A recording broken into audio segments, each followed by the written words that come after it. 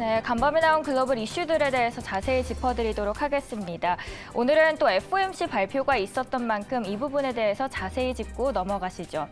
먼저 세계 최대 자산 운용사죠. 블랙록은 파월이 칠판에다가 물가를 반드시 잡아야 한다고 등장한 채 강경론을 펼치고 있다고 전했습니다.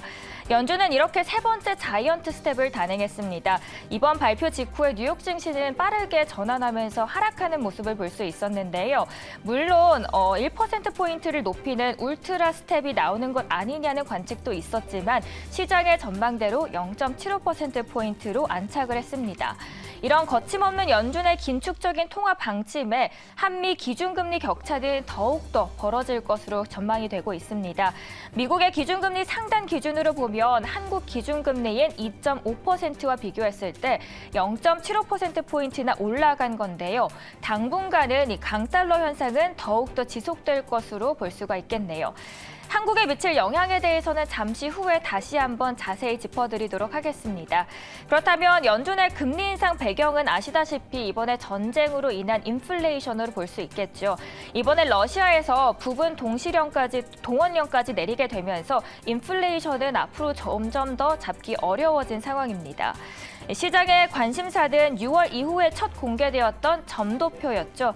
미래 금리 전망을 볼 수 있어서 높은 관심을 끌고 있기도 한데요. FOMC 위원들의 금리 전망 중간값은 올해 말에 4.4%로 내년에는 또 4.4에서 4.9%까지 금리가 오를 것으로 보고 있습니다. 성명서도 함께 보실까요?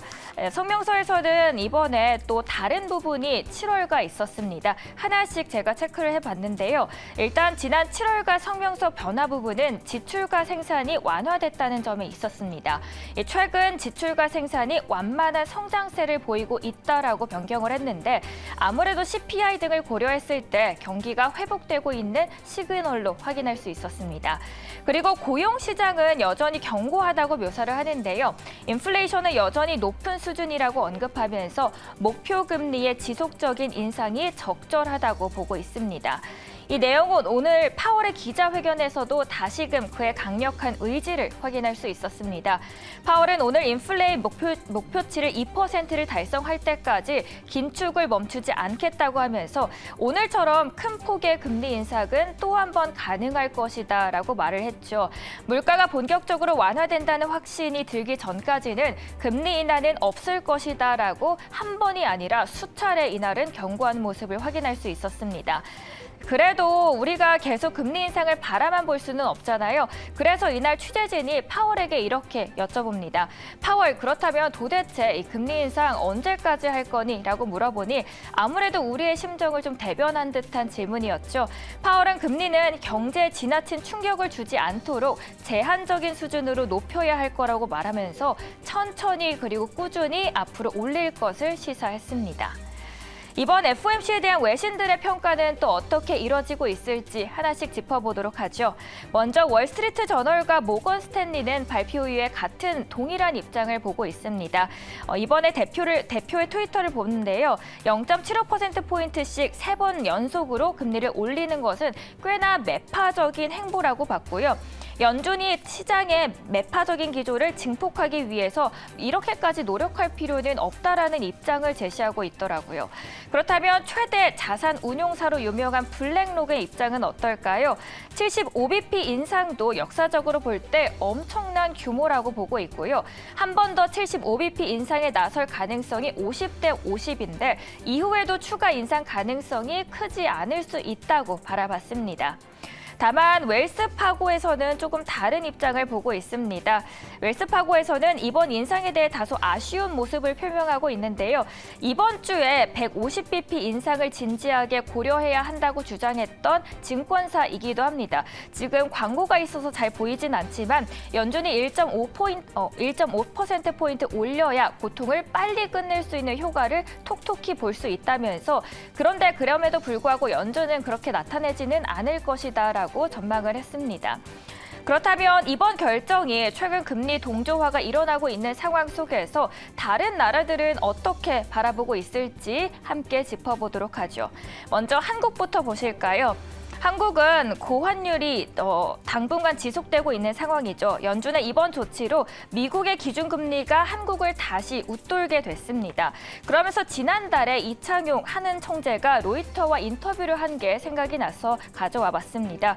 그때 당시에 한국은 통화정책이 정부로부터 독립을 했지만 미국의 연준 통화정책으로는 완전히 독립하지 못했다면서 한국은행이 미국의 연준보다 금리 인상을 먼저 종료하기에는 다소 어려워 보인다고 표명을 했습니다. 따라서 한은은 10월과 11일이죠. 두 차례 통화정책 방향회의에서 모든 기준금리를 올릴 것으로 예상이 되고 있습니다.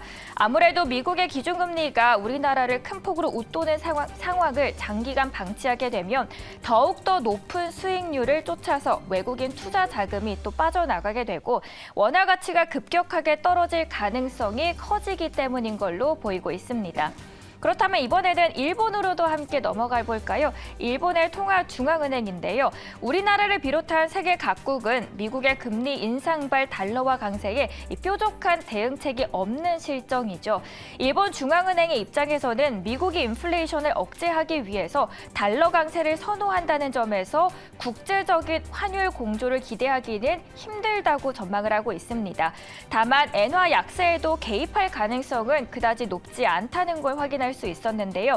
150엔을 넘길 정도로 엔화가 떨어지게 되면 그때쯤은 다시 한번 개입을 할 촉발 가능성까지 보고 있습니다. 유럽으로도 함께 넘어가 보실까요? 달러화 강세로 유로화 가치가 추가 하락할 수 있는 상황에서 글로벌 중앙은행들의 고민은 더욱더 깊어져만 가고 있습니다. 결국 긴축 동조화가 이어지면서 글로벌 경기 둔화 우려는 확대될 것으로 진단이 되고 있는데요. 이번 주에는 미국 연준 외에도 유럽, 아시아 그리고 아프리카 등 다양한 국가에서 기준금리 인상이 예고되고 있습니다. 이미 스웨덴은 제가 앞서서 언급해드린 것처럼 100bp 인상을 했었죠. 영국은 심각한 고물가와 그리고 파운드와 약세를 경험하고 있어서 50bp 금리 인상에 나설 것이라는 평가 중이고요. 그 외에도 스위스, 필리핀, 이집트, 남아공 역시 금리 인상에 나설 것으로 보이고 있습니다.